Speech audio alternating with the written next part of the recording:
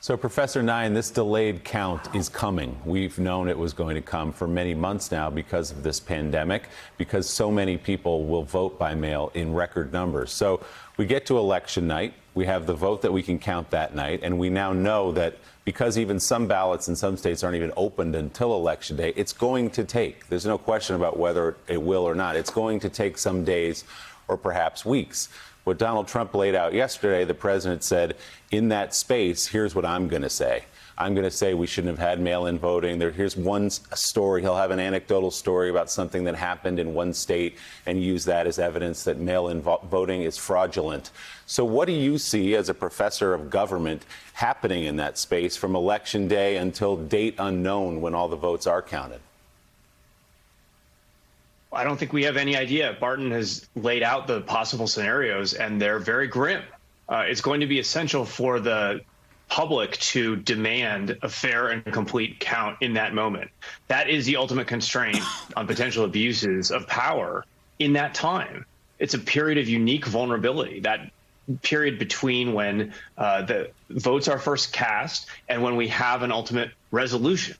And as Barton has suggested, there's a potential for the president and his allies to destabilize that process, to sow chaos, and to then use that chaos as a pretext to try to undermine the validity of the result if it goes against them, or to try to change the outcome of the election. And I want to be clear, this is a democratic emergency.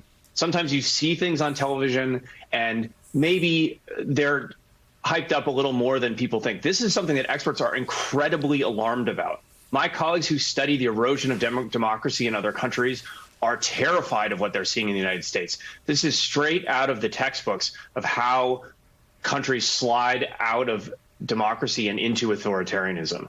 The peaceful transfer of power is the core of democracy. We depend on losers acquiescing, stepping down, and recognizing their defeat. That is the core of democracy itself. Donald Trump has told us what he would do under those circumstances. The question is, what will his allies do? This is a time for choosing for every person of good faith in either party to decide whether they are for democracy or not. And there will be all sorts of confusion and complication. We're going to hear about naked ballots and mail-in ballots and 100 other permutations of the uncertainty that the president is going to try to create around this process. But ultimately, what the question is, for Republicans and for all Americans, is, do you believe in the peaceful transfer of power? Do you believe incumbents should step down when they lose? Or do you believe this is a country that is no longer democracy? That's the simple question we face right now. Well, so far, the answer to that largely has been silence in terms of his allies. Mitt Romney, as he often does, came out yesterday and said the president's statements were unacceptable. It's unthinkable that we wouldn't have a peaceful transfer of power. But beyond that, not much from Senate or congressional Republicans. You know, Professor, I think a question a lot of people have as they're watching this morning is, what should the country be doing now to prepare itself, to brace itself, not as an anti-Trump political question, but as a constitutional question, as a question of stabilizing the democracy? What should Democrats, what should Congress be doing? What should the courts be doing? What should local and state officials be doing to brace itself for the prospect of a president who says he may not leave? It's a tough question. I think the media needs to treat this as the five-alarm fire for democracy that it is. I think Congress could potentially extend what's called the Safe Harbor Act to allow more time for disputed state electoral outcomes to be resolved. But ultimately, there is no umpire, as Barton said. There is no single person who can resolve this dispute, or institution even. And we're going to depend on the American people to come out in the streets by the millions if this election is taken away, if this result is undermined. And I can't believe I'm saying that as a scholar of American politics. I never thought I would be saying those words about the country that I study. We've had the peaceful transfer of power in a democracy for longer than any other country on earth, and it's now being called into question.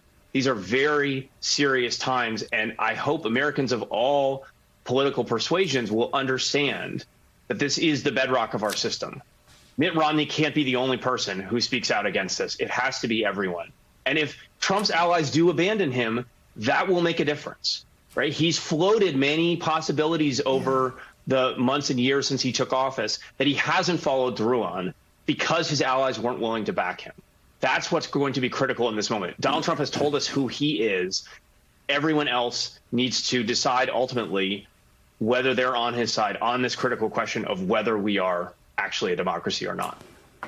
Well, and make no mistake, the professor is right. This is a time for choosing.